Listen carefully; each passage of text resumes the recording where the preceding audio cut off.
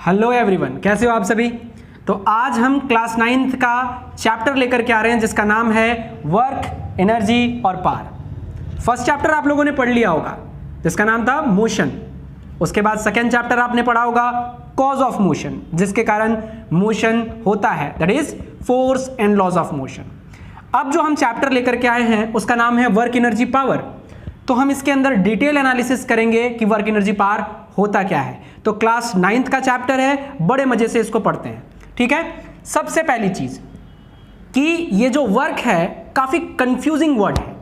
मैंने बोला confusing word क्यों?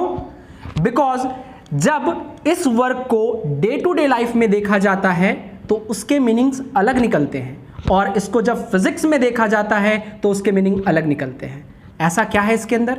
सपोज करो एक एग्जाम्पल के थ्रू तुम्हें मैं वर्क का डेफिनेशन समझाने की कोशिश करता हूं। जैसे एक लेजी पर्सन है और एक एक्टिव पर्सन है, दोनों को एक काम दिया गया और पूछा गया at the end of the day कि कितना काम था। तो लेजी पर्सन जो है उसने बोला बहुत काम था, जबकि मैं एक्टिव पर्सन से पूछूंगा तो वो क्या कहेगा? ठीक ठाक काम था, ज्यादा काम भी नहीं था, ठीक है। तो मतलब उसी वर्क को जब डिफाइन कर रहे थे तो दो अलग अलग पैरामीटर्स में डिफाइन इन दोनों ने कर दिया। मतलब इसके अकॉर्डिंग बहुत ज्यादा वर्क था, इसके अकॉर्डिंग बहुत कम वर्क था, मतलब ठीक ठाक वर्क था। समझ में आया? इट मींस वर्क को डिफाइन करने के लिए कोई एक पर्टिकुलर यूनिट हमने नहीं चूज की। अब हम बात करते हैं, जैसे आप एग्जाम के टाइम में बहुत ज्यादा स्टडी कर रहे होते हो तो आप कहते हो सर सुबह से लेकर के शाम तक तो मैंने काम किया, लेकिन जब उसको हम फिजिक्स के तौर पर देखते हैं, एक फिजिसिस्ट से पूछते हैं कितना काम किया इसने, तो फिजिसिस्ट के अकॉर्डिंग आपका जो वर्क डन आपके अकॉर्डिंग है वो 0 होगा, फिजिसिस्ट के अकॉर्डिंग। बात समझ में आई? चलो इसको एक और एग्जाम्पल के थ्रू समझने की कोशिश करते हैं। सबसे पहले हम वर्क का डेफिनेशन देखेंगे।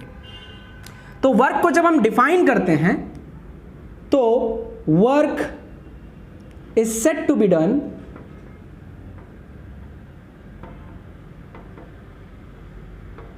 If a force causes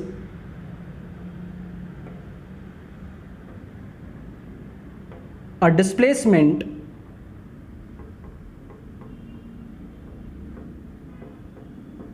in the line of force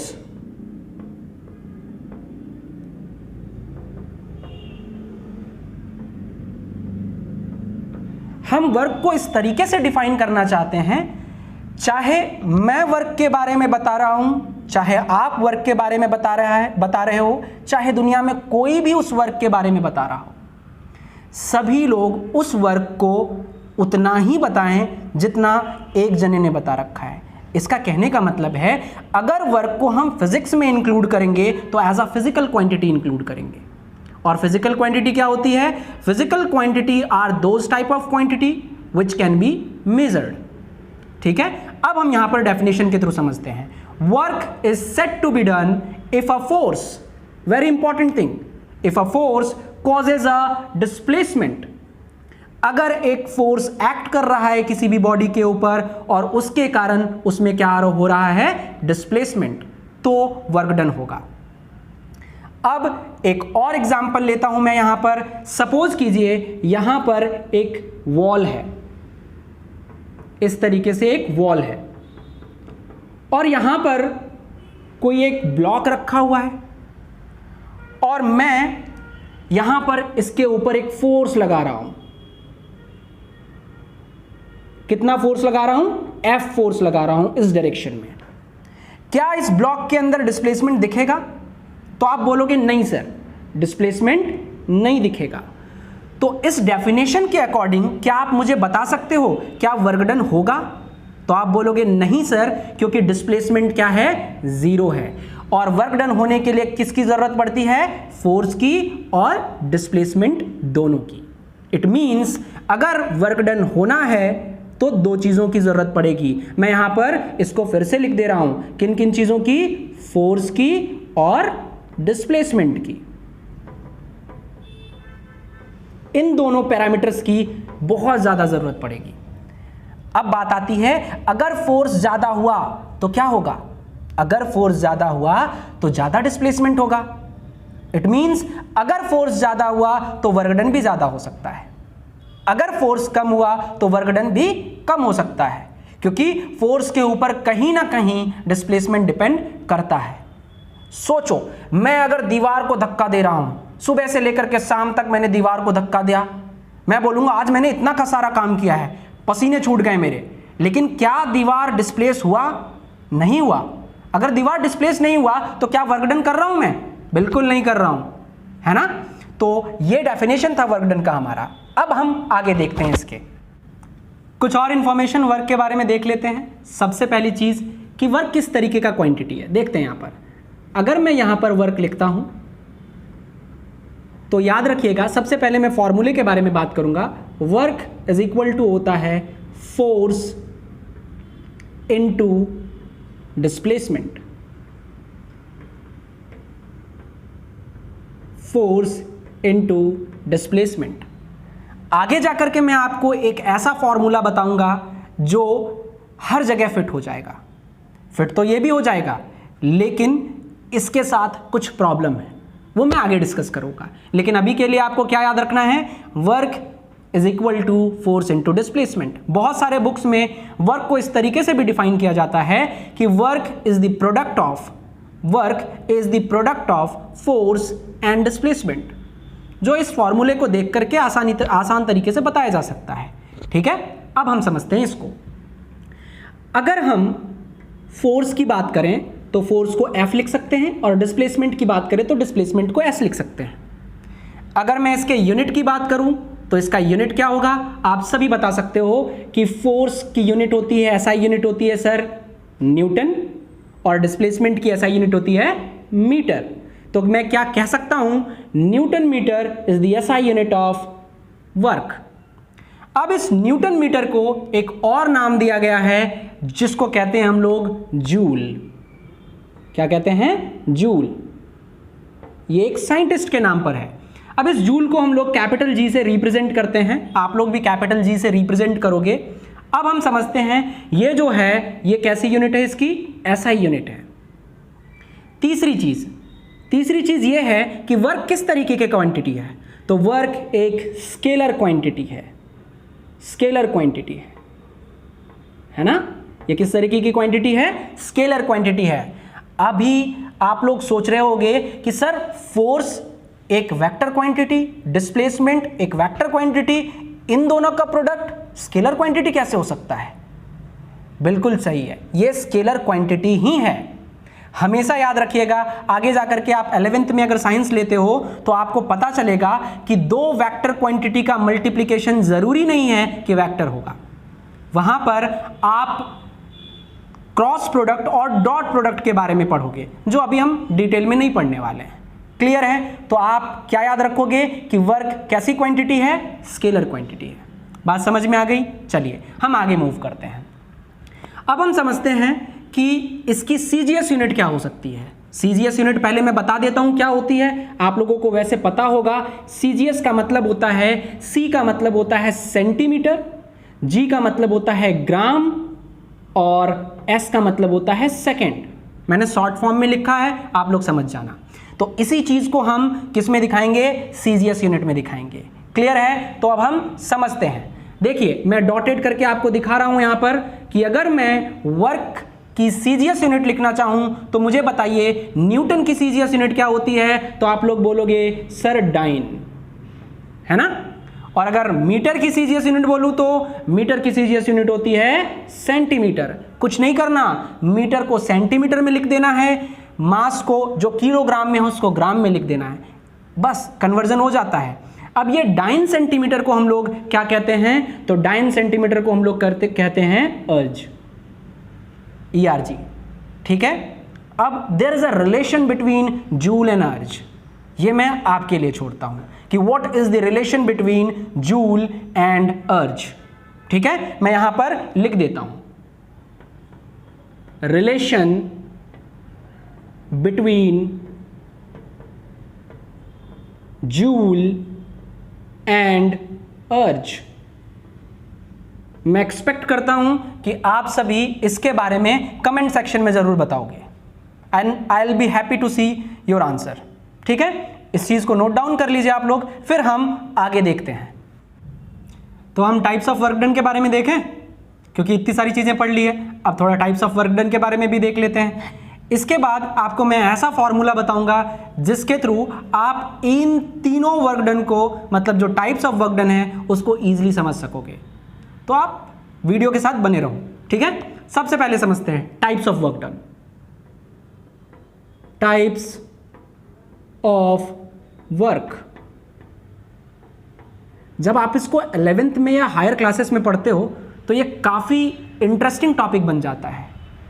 interesting इस तरीके से कि वर्क डन हम किसके थ्रू निकाल रहे हैं, है ना, किसके थ्रू निकाल रहे हैं, ये ज्यादा इंपॉर्टेंट है। Work done by me, work done by earth, work done by table, किसके कारण निकाल रहे हैं, ये बहुत इंपॉर्टेंट होता है। धीरे धीरे तुम्हें समझ में आ जाएंगी चीजें। तो सबसे पहले हम लोग बात करते हैं टाइप्स ऑफ वर्क डन के बारे में। अगर हम सबसे पहले बात करें तो फर्स्ट नंबर जो आता है, जिसको कहते हैं हम लोग positive work done, positive work, है ना, पॉजिटिव वर्क। तो हम बात करते हैं सबसे पहले पॉजिटिव वर्क क्या होता है, एक एग्जांपल के थ्रू समझेंगे, फिर उसका डेफिनेशन देखेंगे।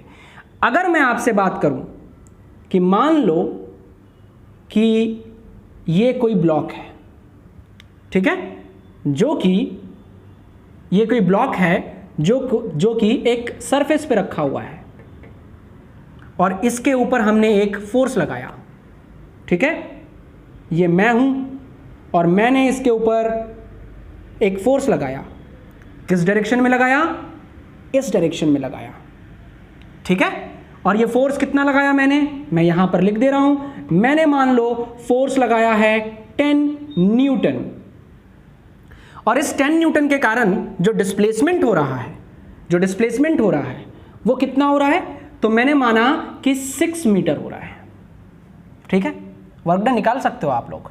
कैसे निकालोगे, तो यहां पर देखोगे कि वर्क डन का फॉर्मूला होता है फोर्स इनटू डिस्प्लेसमेंट। तो कितना होगा, फोर्स कितना लगाया मैंने, 10 न्यूटन लगाया, और डिस्प्लेसमेंट कितना है, तो 6 मीटर है। ये कितना हो गया, 60 न्यूटन मीटर। लेकिन हम इसको कैसे लिखेंगे, 60 जूल। मैं बार बार आपको न्यूटन मीटर लिखने के लिए नहीं बोलूंगा, आप जूल वर्ड का यूज करना स्टार्ट करो, क्योंकि वर्क का ऐसा यूनिट क्या होता है, जूल होता है। ठीक है, तो ये वर्क डन हमने निकाला, इसको कहते हैं पॉजिटिव वर्क डन। यहां पर आप देख सकते हो ये जो वर्क डन है वो क्या आ रहा है, पॉजिटिव आ रहा है। इट मींस अगर फोर्स जिस डायरेक्शन में लग रहा हो उसी डायरेक्शन में अगर डिस्प्लेसमेंट हो तो उसको कहते हैं हम लोग पॉजिटिव वर्क डन। क्या डेफिनेशन देखें, चलो डेफिनेशन देखते हैं। मैं यहां पर डेफिनेशन आपके लिए लिख देता हूं। A work is said to be positive, a work is said to be positive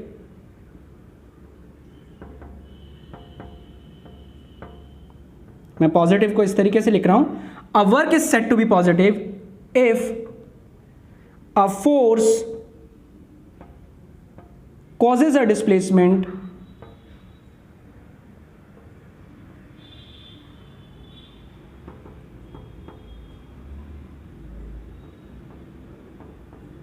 in the direction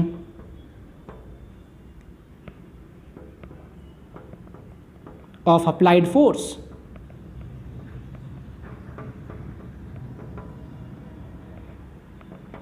मेरा कहने का मतलब है जिस डायरेक्शन में आपने फोर्स लगाया है, अगर उसी डायरेक्शन में डिस्प्लेसमेंट हो रहा है तो वो डेफिनेटली एक पॉजिटिव वर्क डन होगा। ठीक है, अब हम देखते हैं second type of work done. तो नेगेटिव वर्क डन के बारे में बात करते हैं, राइट। चलिए देखते हैं। नेगेटिव वर्क डन का सबसे बेहतरीन एग्जांपल मैं बता रहा हूं आपको, देखो ध्यान से। मान लो एग्जांपल के तौर पर मैं एक बॉल को ऊपर की तरफ फेंकता हूं, ऊपर के डायरेक्शन में फेंकता हूं, ये बॉल ऊपर जा रहा है। ठीक है, अब जब बॉल ऊपर जा रहा होगा तो डिस्प्लेसमेंट किधर होगा, ऑब्वियस सी बात है ऊपर के डायरेक्शन में होगा। ठीक है, अब यहां पर अर्थ इसके ऊपर, इस बॉल के ऊपर एक फोर्स लगा रही होगी टुवर्ड्स इट्स सेंटर, है ना। अर्थ हमेशा किसी भी ऑब्जेक्ट के ऊपर अपने सेंटर की तरफ एक फोर्स लगाती है। क्लियर है? तो यहां पर फोर्स का डायरेक्शन किधर होगा? नीचे की तरफ होगा। तो work done by the earth will be negative because force नीचे की तरफ लग रहा है और डिस्प्लेसमेंट ऊपर की तरफ हो रहा है। इट मीन्स अगर डिस्प्लेसमेंट ऊपर की तरफ हो और फोर्स उसके ऑपोजिट डायरेक्शन में हो तो वर्क डन का फॉर्मूला बन जाता है W - F/s, और ये वर्क डन जो है वो नेगेटिव वर्क डन है। एक और एग्जांपल लेता हूं मैं। मान लो कि एक बस है जो कि मूव कर रही है आगे की तरफ, मतलब डिस्प्लेसमेंट इसका आगे की तरफ है। अब अगर मैं आपसे पूछूं फ्रिक्शनल फोर्स का डायरेक्शन क्या होगा, तो आप बताओगे सर चूंकि बस आगे की तरफ मूव कर रही है इसलिए फ्रिक्शनल फोर्स पीछे की तरफ लगेगा, है ना। तो फ्रिक्शनल फोर्स का डायरेक्शन मैं इस तरीके से बना दे रहा हूं। तो यहां पर आप फिर से देख रहे हो डिस्प्लेसमेंट आगे की तरफ है और जो फोर्स है वो पीछे की तरफ है। It means work done by the road on the tyre will be negative in nature, that is -Fs। Clear है? अब हम तीसरे वर्क डन पर आते हैं, that is called zero work done. एक बार समझते हैं जीरो वर्क डन को। चलिए, जीरो वर्क डन। अब हम जीरो वर्क डन के अंदर देखेंगे, सपोज करो ये एक वॉल है और यहां पर एक ब्लॉक रखा हुआ है और मैं इस ब्लॉक को फोर्स लगा रहा हूं, इस ब्लॉक पे फोर्स लगा रहा हूं इस डायरेक्शन के अंदर। 2-3 घंटे मैंने फोर्स लगाए, जैसा पहले मैंने एक एग्जांपल लिया था, लेकिन यहां पर डिस्प्लेसमेंट क्या है? जीरो है। तो यहां पर वर्क डन क्या होगा? सेम फॉर्मूला तो वही रहेगा, लेकिन चूंकि डिस्प्लेसमेंट जीरो है तो यहां पर वर्क डन भी क्या हो जाएगा? जीरो हो जाएगा। इसका और एक एग्जांपल हम ले सकते हैं, जब अर्थ के चारों तरफ एक सैटेलाइट मूव कर रहा होता है तो वर्क डन वहां पर भी क्या होता है? जीरो होता है। ठीक है, तो नेक्स्ट लेक्चर के अंदर हम लोग देखेंगे work done at some angle और उसकी मदद से इन तीनों वर्क डन को डिफाइन करने की कोशिश करेंगे। वहां पर आपको मैं फील कराने की कोशिश करूंगा आखिर मैंने इसको नेगेटिव क्यों लिखा, आखिर ये जीरो क्यों हुआ, है ना, और वर्क डन पॉजिटिव क्यों होता है। इन सभी चीजों के बारे में हम नेक्स्ट लेक्चर में बात करेंगे। तब तक के लिए आप लोग नोट्स प्रिपेयर कीजिए। मिलते हैं नेक्स्ट लेक्चर में।